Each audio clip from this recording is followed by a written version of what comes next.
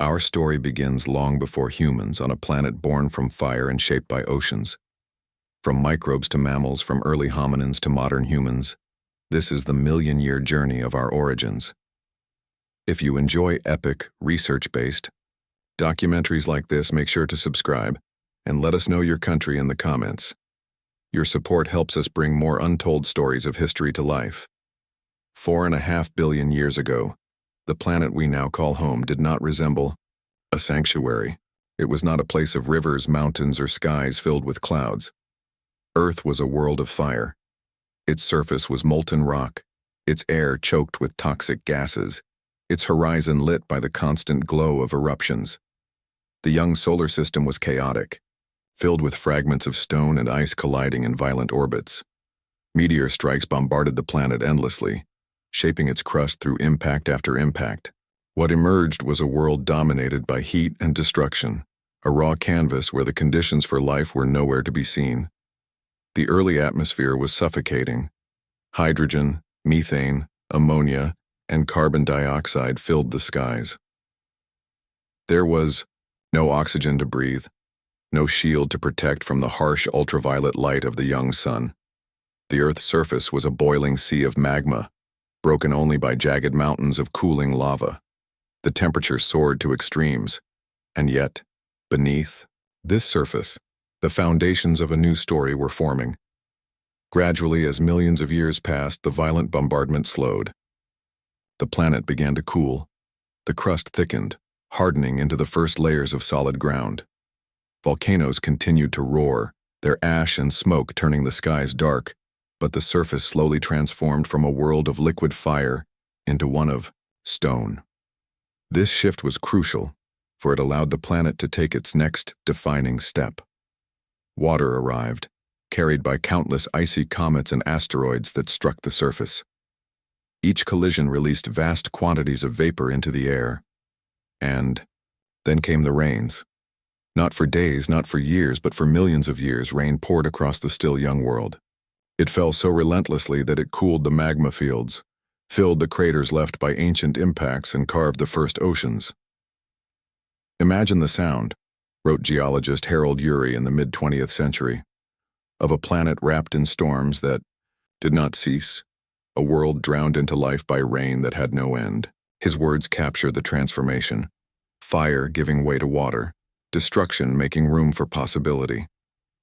Those first oceans were unlike the blue expanses we know today.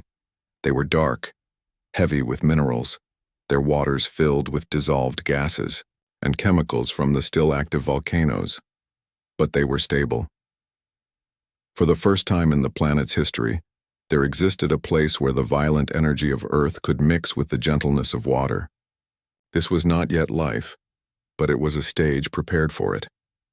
As the crust thickened, continents began to rise, though in forms unrecognizable compared to modern geography. They were barren landscapes, made of basalt and stone, scarred by rivers of lava.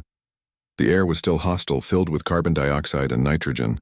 Lightning cracked across blackened skies, striking the oceans again and again. Each strike, each burst of volcanic gas, each chemical reaction, added new compounds to the water. The stage was being set for something greater, though no living eye existed yet to see it. The transformation from a world of fire to one capable of harboring life did not happen in a single moment. It was the outcome of billions of small changes, of balance shifting slowly in favor of stability. The violent rains cooled the crust. The oceans grew deeper. The temperature fell to levels that could sustain liquid water without boiling it away. By around 3.8 billion years ago, Earth had become a planet where survival, though still uncertain, was at least possible. Scientists have often described this as the Earth's first breath. Not in the sense of oxygen, for that would come much later, but in the sense of endurance. The planet had survived its most violent beginnings. It had cooled enough to hold water. It had formed a sky dense enough to protect its surface. And within the chemical soup of its oceans, potential was building. The question remains, how close was this planet, now calm enough to hold seas, to creating life? For decades, Researchers have recreated what those oceans may have been like. In the 1950s, Stanley Miller and Harold Urey conducted their now famous experiment, passing electrical sparks through a mixture of gases thought to resemble Earth's early atmosphere. Within days, the experiment produced amino acids, the basic building blocks of life. What we had witnessed, Miller later recalled, was not life itself, but its chemistry. These findings suggest that Earth, even in its earliest state, was primed for creation. Volcanoes provided heat. Lightning provided energy. Oceans provided stability. Minerals dissolved into the waters provided raw material. Somewhere in this mixture, the first steps toward life were waiting to happen. But at this stage, Earth remained silent. There were no forests, no animals, no sound beyond the rumble of volcanoes and the crash of meteorites still striking occasionally. And yet, in the absence of life, there was anticipation, the sense of a planet readying itself for something new. This was the threshold. Humanity's story had not begun, but the stage was finally prepared. The Earth, once only a fiery wasteland, had become a world with oceans, skies, and land. It was, for the first time, a planet where life could exist. What came next would not be immediate. It would take millions of years, countless reactions, and fragile beginnings. But from this fiery birth and watery transformation, the possibility of life emerged. The story of humanity begins not with human footprints, but with this shift, from destruction to endurance, from chaos to balance. Earth had cooled. Water had gathered. The storms had prepared the seas. And deep within those oceans, unseen and unknown, the earliest whispers of life were ready to stir. The oceans of early Earth were restless. They boiled with heat from undersea volcanoes, churned with minerals, and sparked with energy from storms above. Into this chemical soup, the ingredients of life were cast. What had begun as water cooling, lava now became the laboratory for a transformation without precedent, the shift from matter to organism. In the depths, near hydrothermal vents where scalding water erupted from cracks in the seafloor, chemistry turned into biology. Here mineral-rich plumes collided with cooler waters, creating gradients of temperature and energy. Within these fragile spaces, molecules began to organize. Amino acids assembled into chains, chains folded into structures, and structures encased themselves in protective membranes. They were not yet complex, but they could replicate, adapt, and change. This was the silent birth of life, the emergence of the first microbes. They were invisible to the naked eye, yet revolutionary. These single-celled organisms, fragile and small, became the architects of every living thing that would follow. They consumed, divided, and multiplied. Over millions of years, diversity arose within their simplicity. Some fed on chemicals from the vents, some harvested energy from their surroundings. But it was one lineage of microbes that changed the Earth forever: cyanobacteria. These organisms carried out a process no creature had mastered before: photosynthesis. By capturing sunlight and using it to transform carbon dioxide and water into food, they unlocked a new source of energy. More remarkable still, their process produced a byproduct: oxygen. At first, oxygen was not a gift. For early microbes that thrived in oxygen-free conditions, it was poison. As cyanobacteria spread, releasing oxygen into the oceans, countless species died in waves of extinction. But oxygen did not vanish. It accumulated. It bound with iron dissolved in seawater, staining the ocean floor with massive bands of rust that scientists can still see today in ancient rocks. Slowly, as iron was depleted, oxygen began to escape into the atmosphere. Geologists call this transformation the Great Oxidation Event, and it was one of the most important turning points in Earth's history. Around 2.4 billion years ago, the planet's skies changed. Methane was broken apart, replaced by rising levels of oxygen. For the first time, Earth had an atmosphere that could sustain complex life. The air itself had become a tool for survival.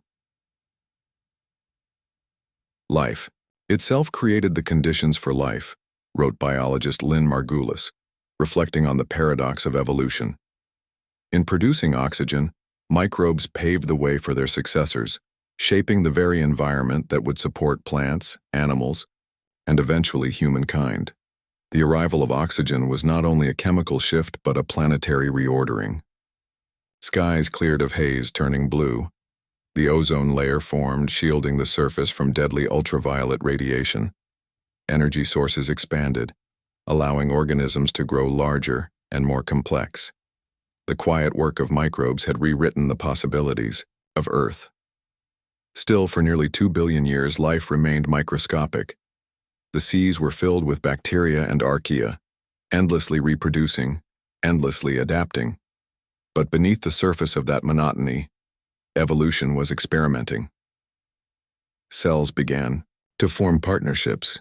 Some engulfed others, creating symbiotic relationships that allowed for greater complexity. One cell might capture another, and instead of digesting it, use its energy. In time, these partnerships became permanent, giving rise to eukaryotes, cells with internal structures and greater potential. This was the foundation of plants, fungi, and animals. From these humble beginnings, the diversity of life that would one day cover the earth began its slow preparation. Yet in this age, the continents were barren, empty of greenery, while oceans carried the burden of all existence. Life's great stage was still water, and it would remain so until organisms dared to cross the boundary to land. The shift from chemical reaction to living cell, from simple microbe to oxygen maker, marked the Earth's first revolution. It was not dramatic. In its moment, no one was there to see it. No voice marked the occasion. But the consequences were immeasurable. The air we breathe, the energy that sustains us, the very possibility of thought, all trace their origins to these first architects. If the fiery birth of Earth had been about survival, the dawn of life was about persistence. Molecule by molecule, replication by replication, these microbes endured. They spread across the seas, adapted to extremes, and altered the planet on a scale greater than any mountain or storm. Their work was slow, but it was decisive. The oceans now carried within them not just minerals and heat, but the promise of complexity. Each wave that lapped against barren shores carried cells that would, in time, give rise to forests, creatures, and civilizations. Yet none of this was imaginable in the world as it stood then. The earth remained silent, its continents bare, its life invisible. And yet, the direction was set. From stone and water had come chemistry. From chemistry had come biology. And from biology had come the possibility of a world in which humans could one day stand and wonder where it all began. The story now turns toward those invisible architects, for though they seemed small, they held within them the power to alter the planet's destiny. Their oxygen transformed the skies, prepared the seas, and set the stage for every creature that followed. Life had begun, not as a flourish of creation, but as the persistence of the smallest forms against the harshest conditions. What came next would test that persistence, the age of giants, when creatures larger than any human imagination would rise to dominance. But even they would remain bound to the quiet work of those first microbes, the unseen origin of every breath. With oxygen filling the skies and life diversifying in the seas, Earth entered a new chapter. The once barren continents grew green with the first forests, vast swamps stretched across equatorial belts, and insects the size of birds filled the air. From these landscapes emerged creatures of a scale the planet had never known. It was the beginning of the Mesozoic era, the age of dinosaurs. Some 250 million years ago, life faced near annihilation. The Permian extinction, caused by massive volcanic eruptions and climate chaos, wiped out nearly 90% of species. Yet from this devastation came renewal. Reptiles that survived began to dominate, adapting to niches left empty by collapse. They would soon evolve into the dinosaurs, creatures that redefined what it meant to rule the earth. Dinosaurs spread across continents that were still joined in a single supercontinent, Pangaea. They came in extraordinary forms, the long-necked sauropods stretching over 30 meters, the armored stegosaurs, their spines raised like fortresses, the swift predators, lean and sharp-toothed. Each adapted not just to survive but to thrive, filling plains, forests, and coastlines with astonishing diversity. They were not alone. Flying reptiles soared above the seas, while giant marine reptiles from ichthyosaurs to plesiosaurs hunted in the oceans. But it was dinosaurs that became the planet's masters. Their reign lasted for more than 160 million years, longer than the span between the first humans and today by 100-fold. The Earth of the Mesozoic was a world of extremes. Heat blanketed much of the globe, deserts stretched wide, and storms raged. Yet this climate also fueled abundance. Plants flourished, oxygen levels rose, and dinosaurs reached extraordinary sizes. The long-necked Argentinosaurus weighed as much as dozens of elephants. The predatory Tyrannosaurus rex later stood as a symbol of raw power. Despite their dominance, dinosaurs lived under constant trial. Evolution pushed them into arms races, sharper teeth, heavier armor, faster legs. The balance between predator and prey became an engine of adaptation. Fossil evidence shows healed bite marks on bones, proof of survival after brutal encounters. Life was fierce, and only the most adaptable endured. Dinosaurs were not the mindless beasts once imagined. Many showed signs of complex behavior. Fossilized, nests reveal parental care, adults guarding eggs, young staying close after hatching. Tracks etched into stone show herds moving together, suggesting cooperation and social structures. The Age of Giants was not only about size, but also about strategies for survival. Still, beneath their rule lay fragility. Earth's history is marked not only by creation, but by catastrophe. About 66 million years ago, as the Cretaceous period neared its end, disaster arrived from the skies. A massive asteroid more than 10 kilometers wide struck near what is now the Yucatan Peninsula. The impact unleashed forces beyond imagination. Shockwaves circled the globe. Tsunamis ripped across oceans. Forests ignited into firestorms. Within hours, dust and debris cloaked the skies. The sun dimmed, temperatures plunged, and photosynthesis collapsed. Plants withered, food chains unraveled, and species that had ruled for millions of years vanished almost overnight. The day the Mesozoic ended was the day the world changed forever. Paleontologist Walter Alvarez reflected, after discovering the telltale iridium layer that marks the catastrophe. His words captured what fossils silently testify: the sudden end of the dinosaurs' reign. Not all life perished. Small mammals, birds descended from certain dinosaur lineages, and resilient plants survived in the shadows. These survivors, often overlooked in the Age of Giants, now found space to grow. The end of the dinosaurs was not just extinction, it was transition. It cleared the path for a new order, one in which smaller, more adaptable creatures would shape the next epoch. The Age of Dinosaurs remains one of Earth's most iconic eras, remembered not only for its grandeur, but for its vulnerability. Their rise showed the power of adaptation. Their fall, the inevitability of change. They remind us that even the greatest rulers of Earth are subject to forces far beyond their control. From microbes had come oxygen. From oxygen, forests and creatures, vast beyond measure. And from their extinction, a new possibility was born. In the silence after catastrophe, mammals, once tiny and hidden, began their ascent. They carried within them the traits of resilience, flexibility, and intelligence. These were the qualities that would eventually lead to us. The Earth had seen giants, and it had seen them fall. Now its story turned toward a different kind of survival, not measured by size or strength, but by adaptability and thought. The next chapter would not belong to reptiles, but to creatures who would climb, leap, and one day stand. When the asteroid struck and the Age of Dinosaurs collapsed, the Earth did not fall silent. In the shadows where giants once dominated, smaller creatures endured. They were mammals, warm-blooded, nocturnal, often no larger than a rat. For more than 150 million years, They had lived under the weight of reptilian rule, hiding in burrows, feeding at night, surviving on little. Now with the dinosaurs gone, the stage belonged to them. The earliest mammals were survivors, not conquerors. Their strength lay not in size or power, but in adaptability.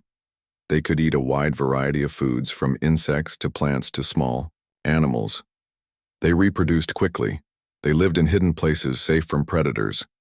In a world reshaped by catastrophe, these qualities mattered more than scale.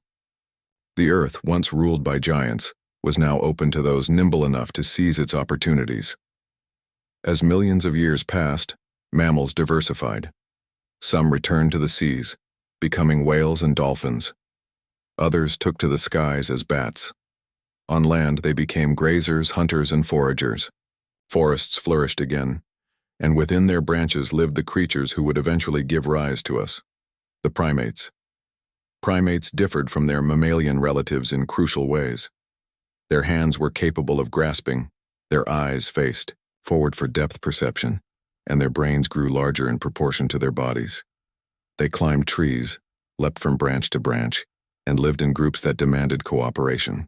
These traits did not guarantee dominance, but they set primates apart, giving them the tools of intelligence and flexibility. Around 55 million years ago, primates spread widely through the forests of Africa, Asia, and beyond. They thrived in warm, lush environments, adapting to varied diets of fruits, leaves, and insects. With opposable thumbs, they manipulated their world. With sharp vision, they judged distances, and with growing social bonds, they navigated complex relationships. But the world did not remain constant. Climate shifted. Forests receded in places, replaced by open grasslands. This forced some primates to adapt again, leaving the safety of trees to walk on the ground. It was a slow, gradual change, but it carried immense consequences. Standing upright allowed them to travel further, to see predators from a distance, and to free their hands for new purposes. Evidence from fossils shows this transition unfolding between 6 and 7 million years ago in Africa. Creatures such as Sahelanthropus chidensis and Australopithecus afarensis bore both ape-like features and traits of later humans. They could climb trees, but they also walked on 2 legs. It was not perfection, but it was progress. A step toward a destiny shaped by bipedalism. Walking upright was more than physical posture. It changed everything.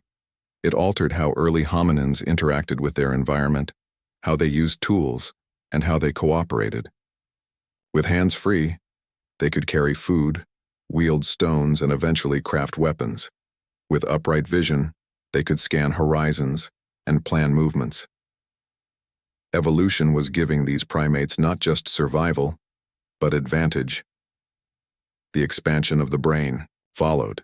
Over millions of years, cranial capacity increased, allowing for more complex thought, memory, and communication. These were not sudden leaps, but gradual gains, shaped by pressures of survival and social life. In groups, individuals who could coordinate, signal, and cooperate had better chances of thriving. Intelligence was not a luxury, it was a necessity. Baisu. 2 million years ago, the hominin lineage had produced Homo erectus, a figure who walked upright, hunted with tools, and harnessed fire. But long before this point, the groundwork had been laid by countless generations of primates adapting to changing landscapes. The story of humanity is built on these small adjustments. An eye turned forward, a thumb that grasped, a foot that balanced on 2 legs. Charles Darwin, writing in the 19th century, reflected on this slow transformation. Man still bears in his bodily frame the indelible stamp of his lowly origin. His observation reminds us that the qualities we prize today, our ability to build, to reason, to imagine, are rooted in adaptations forged in ancient forests and grasslands.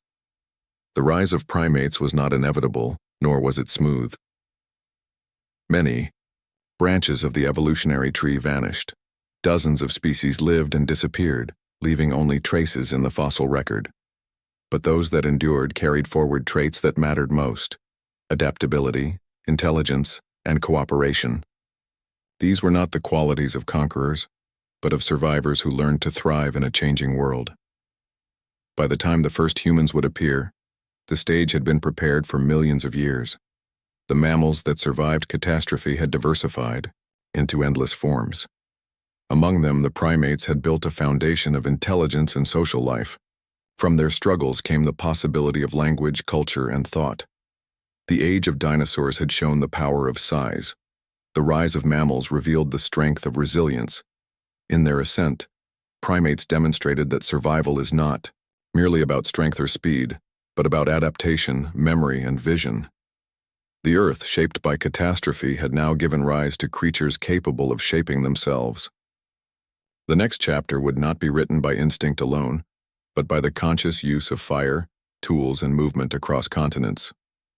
The path from mammal to human was now firmly set, and history was preparing to quicken its pace. By 2 million years ago, the Earth carried a new kind of creature upon its landscapes. It was not the largest nor the strongest, but it was different. Homo erectus, one of our earliest ancestors, stood upright, carried tools, and controlled fire. With these abilities, humanity's story began to move at a pace unseen in the long history of life. Stone tools had existed before, but Homo erectus refined them. They shaped hand axes with sharp edges, capable of butchering animals, cutting wood, and digging. Archaeologists have uncovered these implements across Africa and Eurasia, signs of an intelligence that could imagine a task and create something to complete it. Each chipped stone marked a leap from instinct to design, evidence of thought guiding action. Fire was the other great breakthrough. The earliest evidence suggests that Homo erectus learned to harness flames over 1 million years ago, perhaps from natural wildfires, then gradually mastered its use. Fire provided warmth during cold nights, light in the darkness, and safety against predators. More profoundly, it transformed food. Cooking softened meat and plants, releasing more nutrients and allowing quicker digestion. This shift freed energy for brain growth, fueling the evolution of larger, more capable minds. Anthropologist Richard Wrangham once observed, "Cooking created humanity." His words capture the magnitude of fire's gift. It was not only a tool of survival, but a tool of transformation, shaping our bodies and our societies. Around campfires, communities gathered. Stories may not yet have been spoken, but gestures and sounds carried meaning in the glow of flames.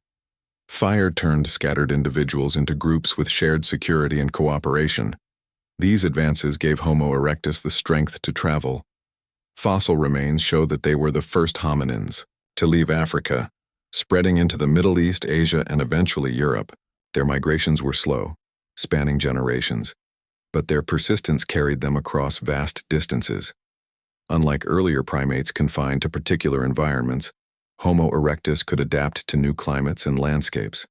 They hunted on open savannas, gathered in forests, and endured cold regions that once would have been impossible. Each movement outward left behind traces, footprints preserved in hardened mud, stone tools scattered across riverbeds, bones lying in ancient caves. These remnants reveal a species learning to master not just its tools, but its world.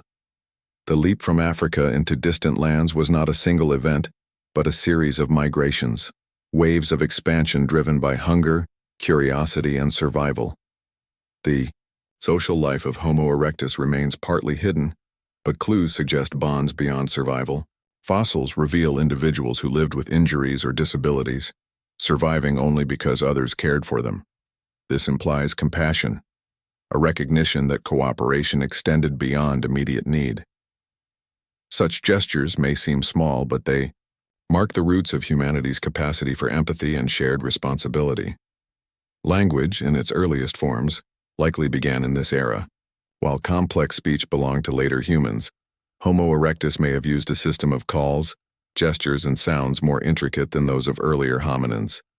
Coordination in hunts, warning of danger, or sharing knowledge required communication. The seeds of language, one of our defining traits, were sown in these communities. As centuries passed, Homo erectus thrived for nearly 2 million years, longer than any other human species. Their endurance speaks to the effectiveness of their adaptations. They were not yet us, but they carried the essential traits that would define us: tool-making, control of fire, migration, and social bonds. The landscapes they walked were harsh and unforgiving.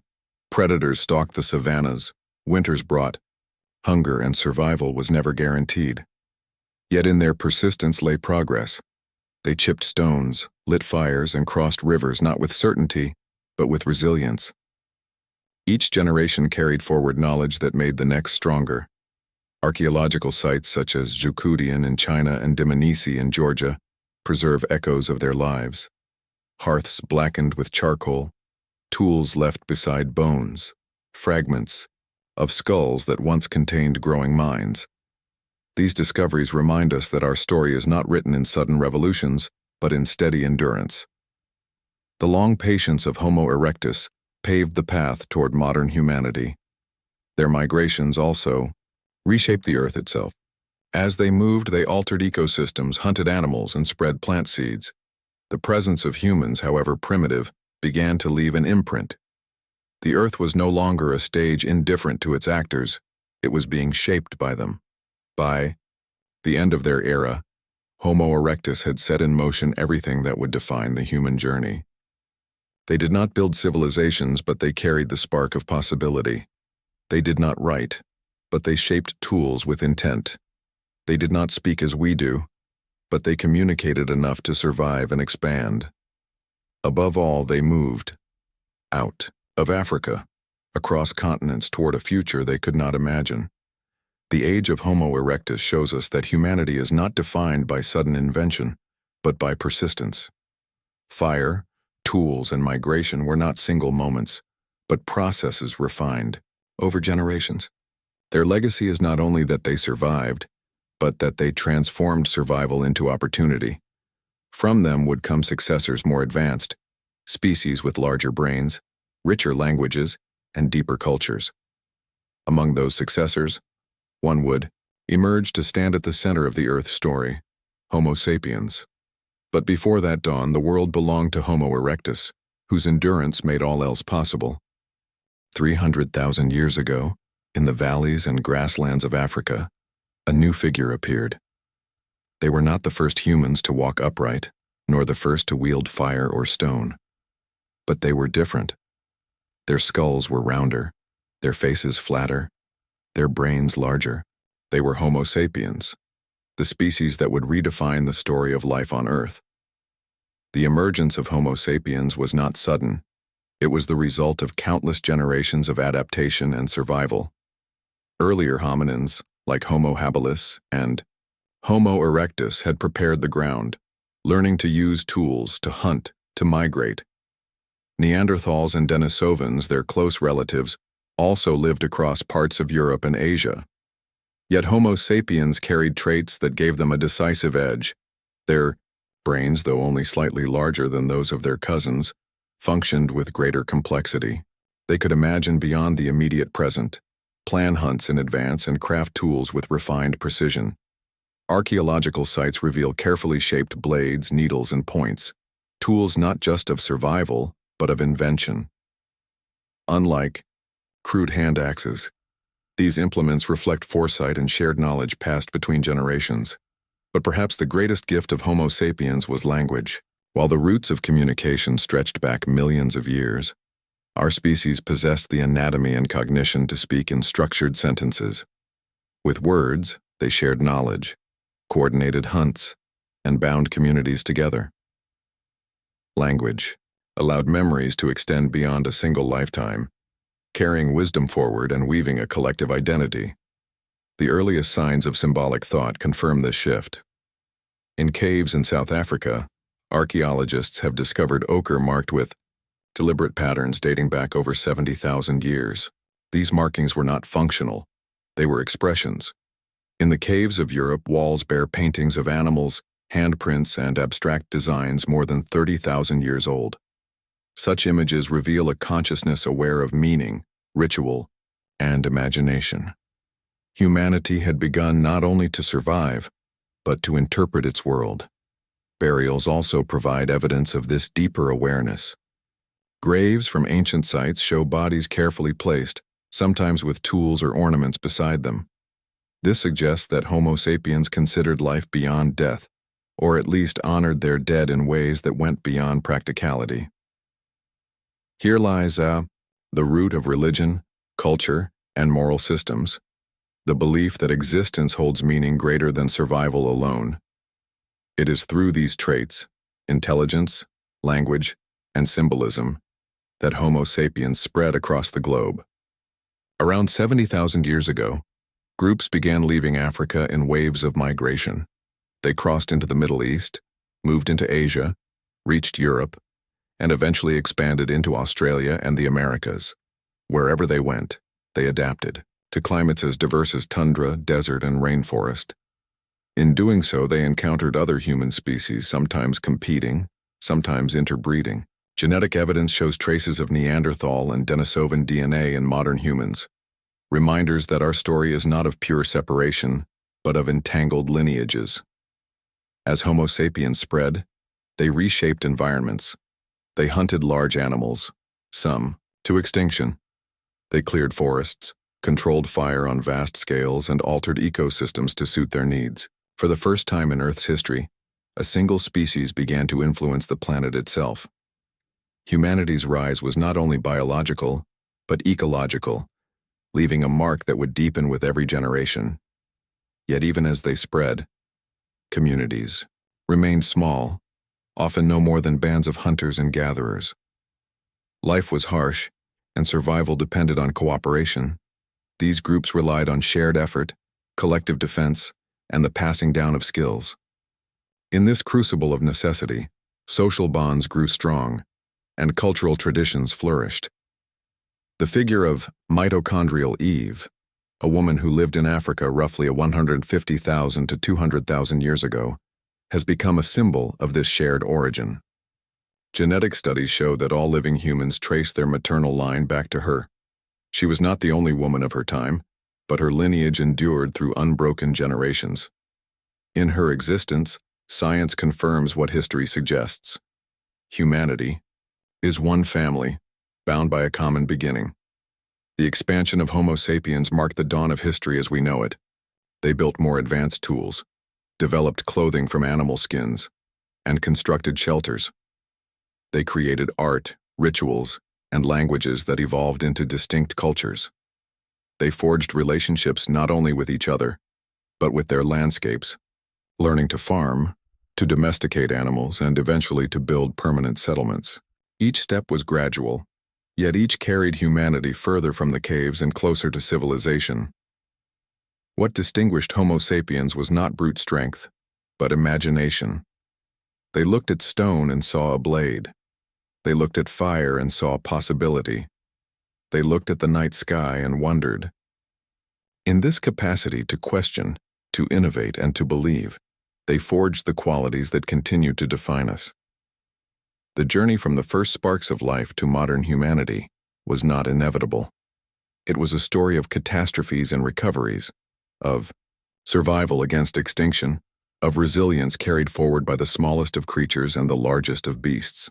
From microbes that filled the skies with oxygen, to dinosaurs that ruled and fell, to mammals that adapted and endured, every step prepared the way. Now, with Homo sapiens, the story reached a new threshold. No longer was Earth merely shaping life. Life was shaping Earth. And among all its forms, humanity stood at the center, a species aware of its past, conscious of its present, and capable of imagining its future. The legacy of these beginnings is immense. Every word spoken, every city built, every discovery made, rests upon this foundation. We are not detached from our origins. We are their continuation. Within our DNA, in the very breath we take, lies the story of Earth's fiery birth, its oceans, its catastrophes, and its fragile experiments with life. The human dawn is not only a chapter of biology, it is a reminder that our existence is part of a chain stretching back billions of years. To look in the mirror is to see not just oneself, but the legacy of stars, oceans, microbes, mammals, and countless ancestors. And yet, this dawn is not an ending. It is a beginning. For the story of Homo sapiens is still being written, in cities and laboratories, in the exploration of space. The next chapters remain unknown, but they are built upon the same resilience, imagination, and curiosity that carried humanity out of Africa and across the world. The human dawn reminds us, we are not separate from history, we are history itself. If you enjoyed this video, hit the like button, subscribe, and tell us where you're watching from.